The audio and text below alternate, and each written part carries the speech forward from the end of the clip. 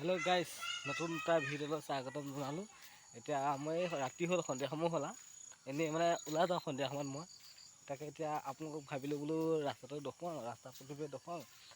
চাই থাকিব, চাই নিশ্চয় ভাল পাব। লাইক, কমেণ্ট, শ্বেয়াৰ কৰে। মোৰ ভিডিঅ'বিলাক কেনেকুৱা পাইছে